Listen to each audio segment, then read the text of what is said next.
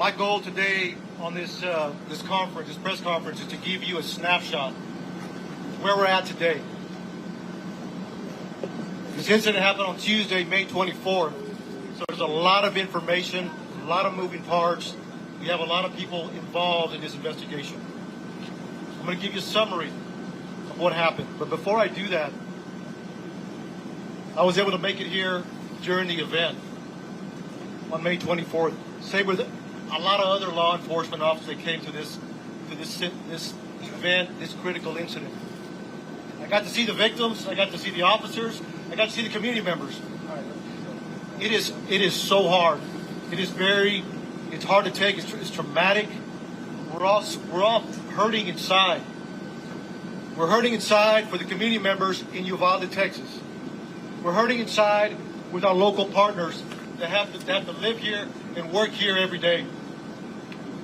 The victims, the family members, we feel for them. I'm a father. I can't go home tonight and hug my kids.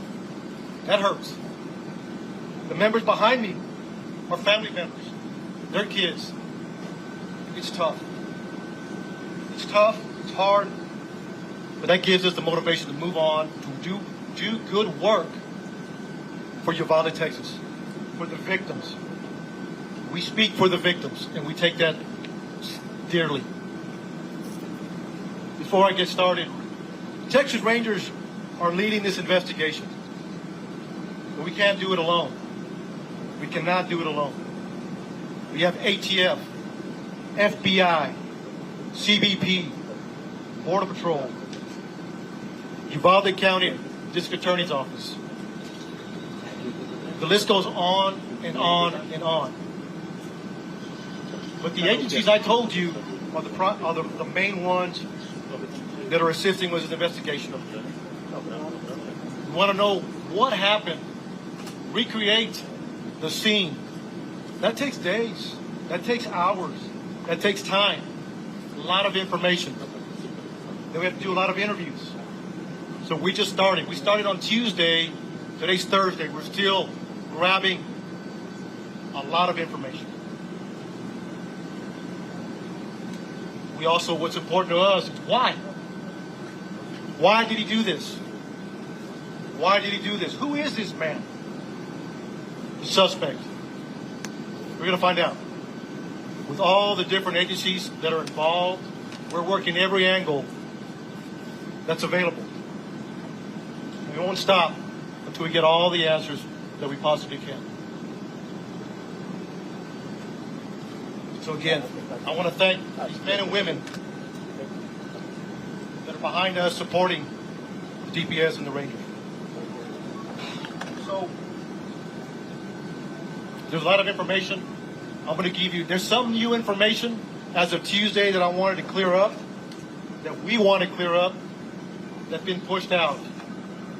We'll continue to have updates in the coming days once the information is obtained and we're able to confirm and cooperate that. We want to make sure we're pushing out the right information. Early on, when we came in, we were receiving a lot of information from a lot of different locations. That's a baseline. You start there. We made some reports. But since then, we started doing interviews, we started working the crime scenes, and we're cooperating. I want to share some of that. It's a small piece of information right now, but it'll grow within days. So please, thank you for being here and being patient with us. It means a lot. On Tuesday, May 24th at 11:28,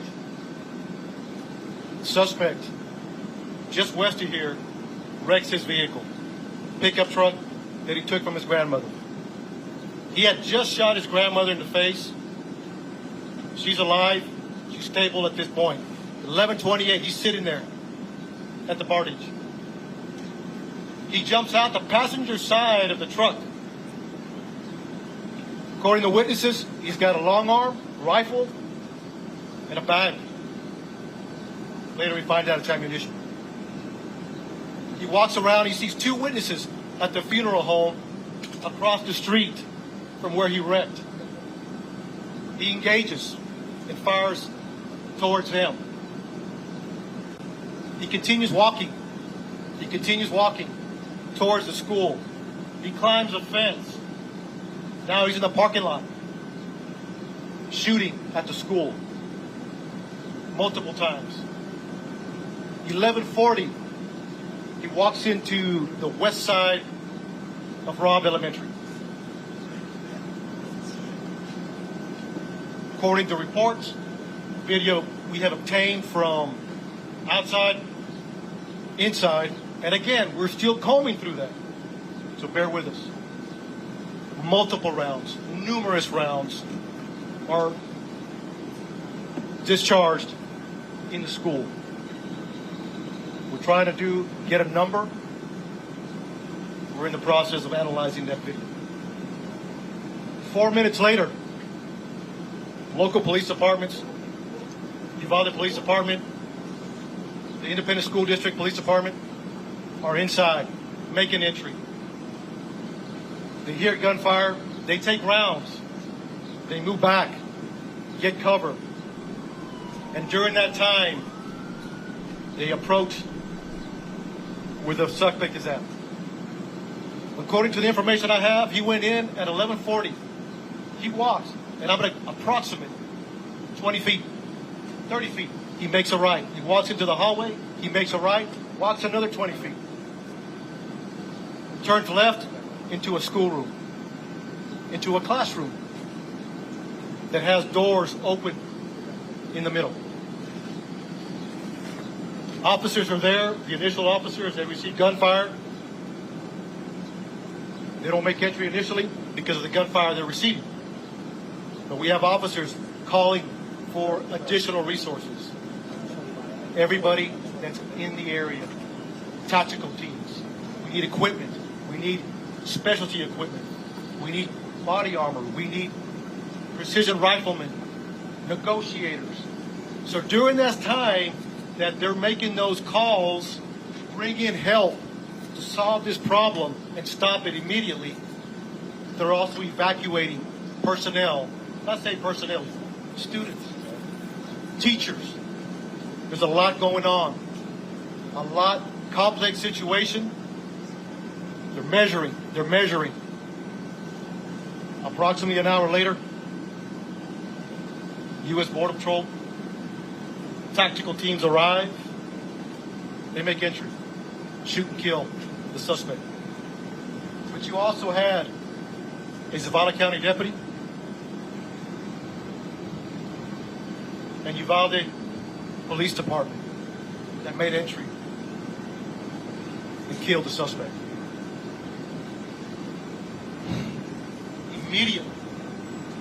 Immediately, numerous officers. Now it turns into a rescue operation. How do we save these children? How do we save these children? Some made it out. We don't have a hard number yet, but that was a goal.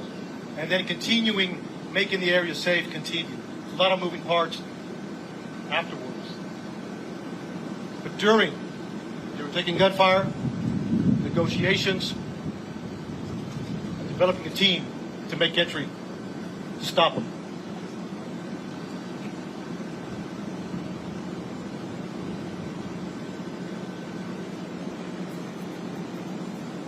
I'll take a few questions. And again, look, a summary. One more thing I forgot to mention that I want to clear up that came out early on. It was reported that a school district police officer confronted the suspect that was making entry. Not accurate. He walked in unobstructed initially. So from the grandmother's house to the bar ditch to the school, into the school, he was not confronted by anybody. To clear the record on that. 4 minutes later, law enforcement are coming in to solve this problem. Step by. So, just want to clear that up. That's very important. And again, this will happen as we move forward. So, thank you. I'll take a few questions. What happened to the interview 12 minutes? So right now, during the investigation, it appears it was unlocked. So we're going to look at that and try to corroborate that as best as we can. I do not. Hey, please, one at a time, and we'll address as many questions as we can. So let me finish this question. One at a time. Announce your name. Announce your network. Be respectful, please. So, Josh, thank you for the question. So right now, it appears it was unlocked. Like I said, it goes back to the investigation. It takes time. We will find out as much as we can why it was unlocked, or maybe it was locked. But right now, it appears it was unlocked. So thank you. Yes, sir. You say at one point he was inside there, among the things that were accepted negotiation was he responding to negotiation, and in that period of time was he So during that time, right now, according to the information we have, the majority of the gunfire was in the beginning. In the beginning. I say numerous, more than 25. I mean, it was a lot of gunfire in the beginning. During the negotiations, there wasn't much gunfire other than trying to keep the officers at bay. But that could change depending as once we analyze the video. But right now, according to the information, he did not respond. My question is this: was there a school officer on campus, and was that school officer armed? Is that what was? So at this time, no. There was not an officer readily available armed. No. No. Nothing. I can't answer that yet. I'll circle back with you again. As we do that investigation, we have all these questions we want to answer. So, but I'll get back with you, sir. Yeah.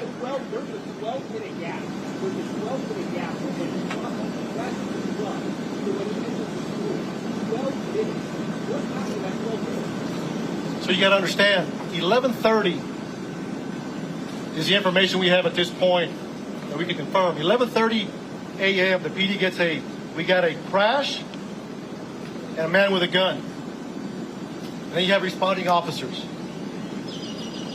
That's what it is. If it's 12 minutes from 11:30 to 11:40, that's the information we have right now. Look, at the end of the day, our job is to report the facts and have those answers. We're not there yet. Over here.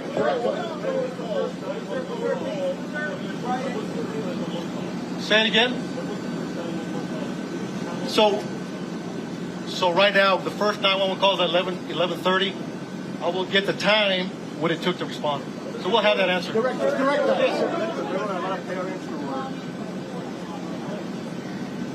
Could. There's a lot of possibilities. There's a lot of possibilities. Until we received an interview, because there was numerous officers at that classroom, numerous. Once we interview all those officers, what they were thinking, what they did, why they did it, the video, the residual interviews, we'll have a better idea. Could anybody have gotten there sooner? You got to understand, small town. You have people from Eagle Pass, from Del Rio, Laredo, San Antonio responding to a small community. Director.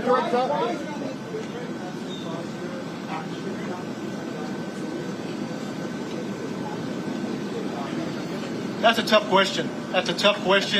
Again, it goes back. Our job is to report the facts. Report the facts, and later we can answer those questions. I don't have enough information to answer that question just yet. So, one more question, please. Is it accurate that eyewitnesses and potentially parents of the students were urging the police to go in while you were waiting for a tactical SWAT team, even that some parents were asking to borrow police armor so they could make a counter-assault on the school? I have heard that information, but we have not verified that yet. So, what part haven't you verified? We have not verified if that is a true statement or not. Or is it just rumor out there? So you got to understand, we're getting a lot of information we're trying to track down and see what is true. We want to vet it. That's all I have. Thank you so much.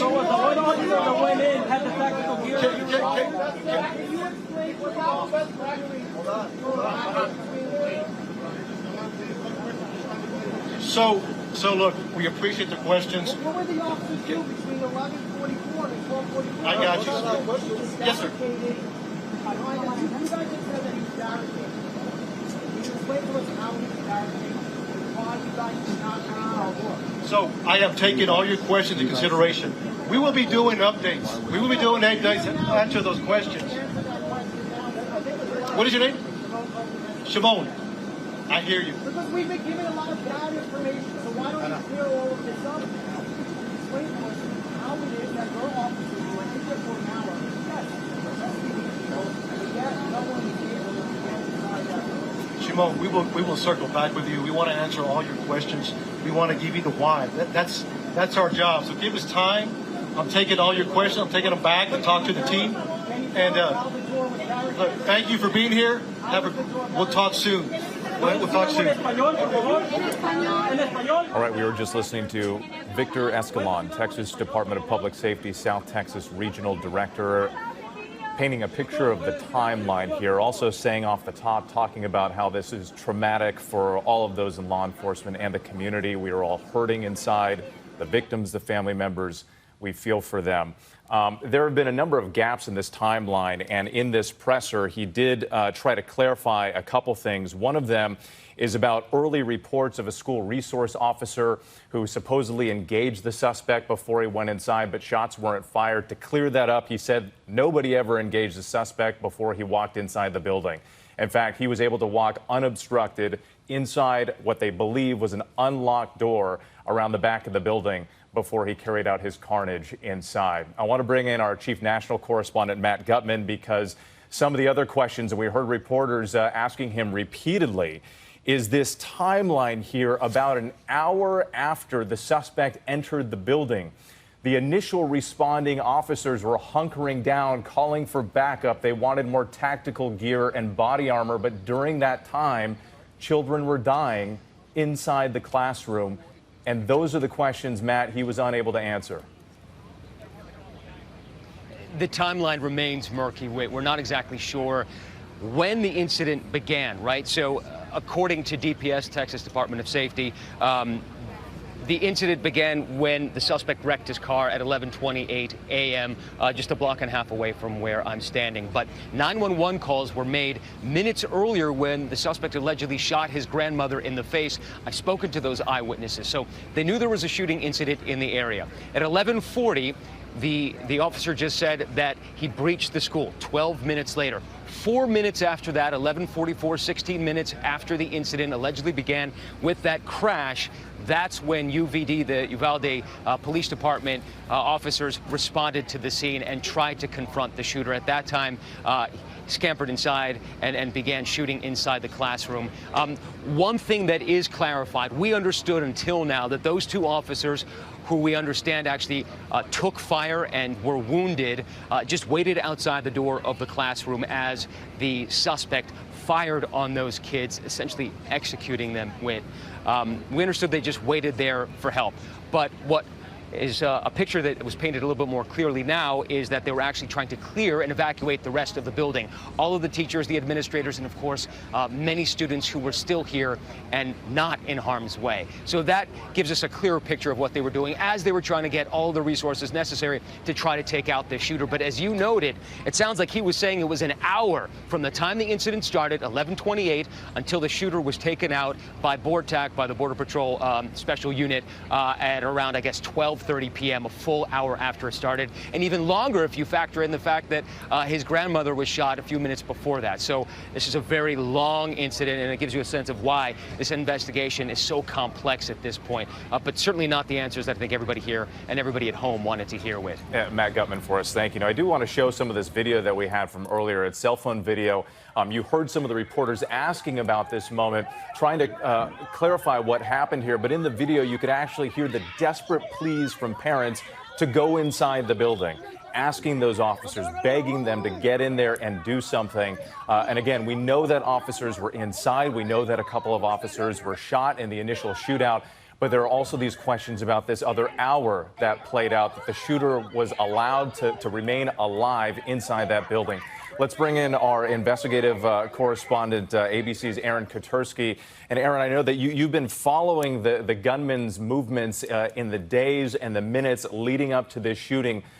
Do you feel like you got more answers to your questions from this presser today? Well, I think the answers that we're given, Whit, are unlikely to satisfy some of the criticisms we've been hearing from frustrated and angry parents wanting to know why more officers were not entering the school to try to save more of the children. It was left to some parents on their own to go into the school and try to bring their own kids, if not others, to safety.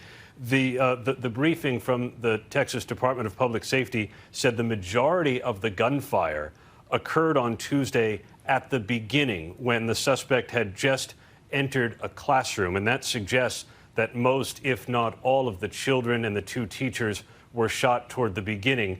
It makes it seem as if the police are saying even if more officers were able to make it in, they could not have saved the children that had died. But there is that long gap, and it does beg the question whether more officers could have been brought to bear from neighboring counties, although it is a rural area, Whit, and it does take a while to get to that scene. And that DPS regional director was making the case that they didn't make immediate entry because of the gunfire they were hearing, saying that they needed tactical equipment, they needed body armor, they needed to evacuate people from the building. Let's bring in our Chief Justice correspondent, Pierre Thomas, because you've been following these school shootings and the evolution of the tactical response from law enforcement for years now. And Pierre, correct me if I'm wrong, but everything that we've been hearing over the years is that you can't wait, even if it's just a few officers. They have to form a team. They have to go in right away and neutralize the suspect. Whit, you're exactly right. The lessons of Columbine, they started training police to go in immediately, keep engaging the suspect so that he cannot kill people. Two things struck me about the briefing. Number one, that the door, he walked into the school unimpeded, that there was no school resource officer available to confront him initially. And Whit, you're zeroing in on the thing. They confront him as he's in the building. They take fire. They move back. He goes into the classroom based on the account we were just given.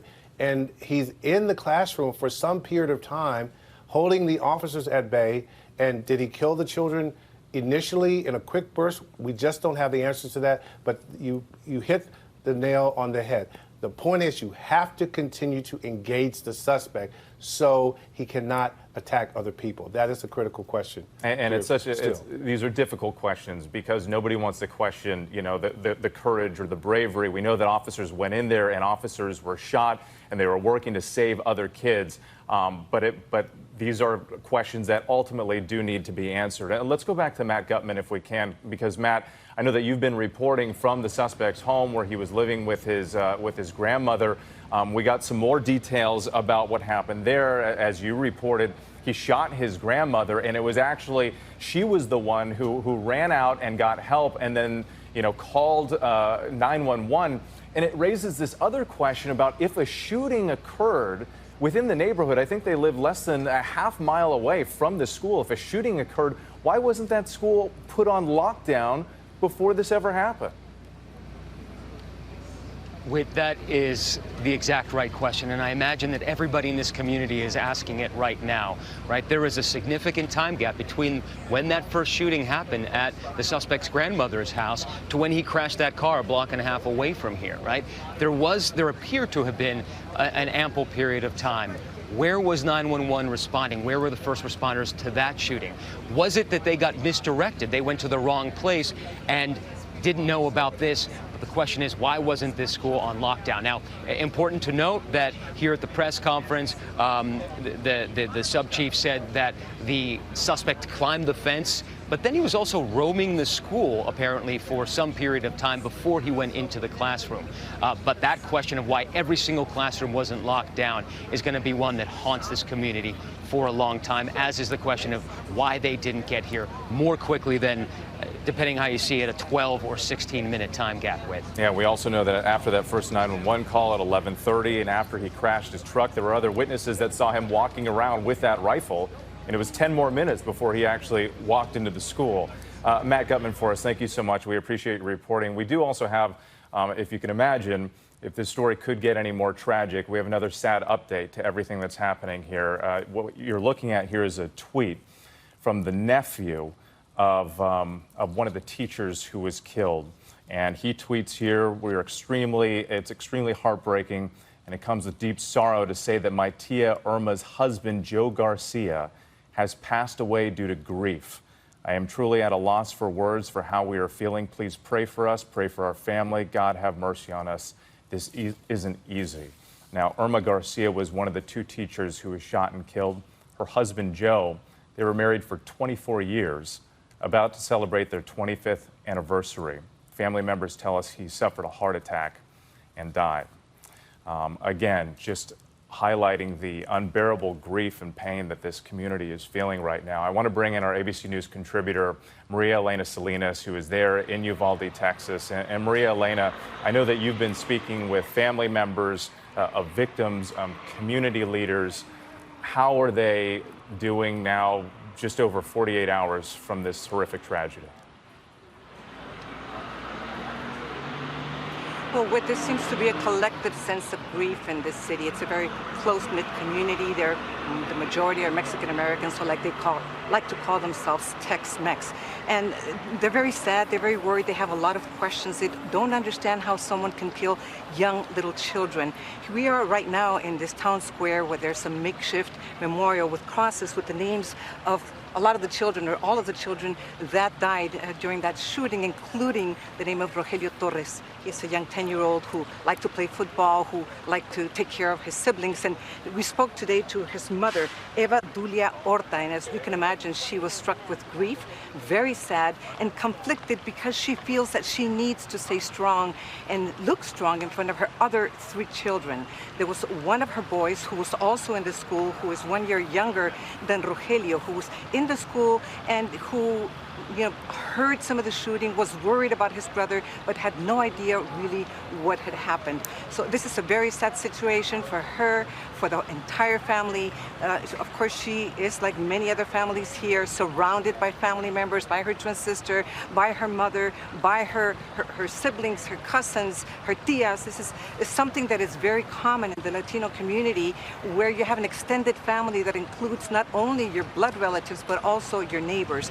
That is very important, and that's exactly what these communities are doing to support each other. But it's hard to say. She did tell me that right now she doesn't want to think about the shooter. She doesn't want to know anything about the shooter.